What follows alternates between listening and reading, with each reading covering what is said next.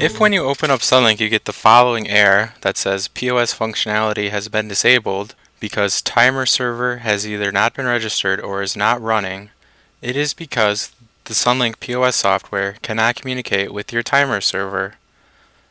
To help fix this, verify which computer the T-server is plugged into. To change the T-server settings, you need to log into the Sunlync, which you get to by clicking the Start button, clicking on All Programs, then clicking on the Sunlync folder. There should be the Sunlync. Click on the T-server settings, and you need to fill this out. Is the timer manager physically connected to the machine? Yes or no. If it is the main computer that the timer is plugged into, you want that checked yes. And you can use this IP address, that means localhost. And then you click on timer server settings, you pick the timer type, and you need to have the correct COM port selected here.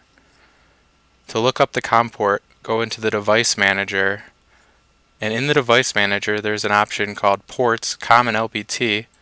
Expand on that and it should show, make that the correct settings, and hit save and close. If it is a secondary workstation and not the one that the main timer is plugged into, you would want this checked as no, and you need to put the IP address of the computer that is running the timer into this option here.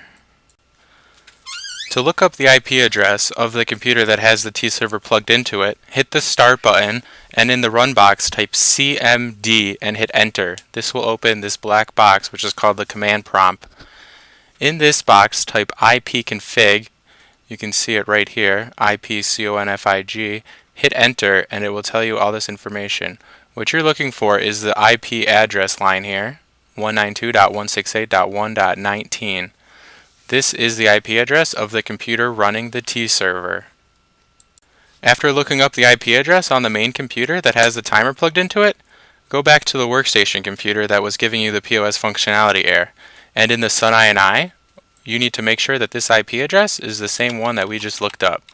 So if we put 192.168.1.19, which we just looked up on the command prompt on the main computer, hit save and close, and when you restart Sunlync, hopefully your error should be resolved.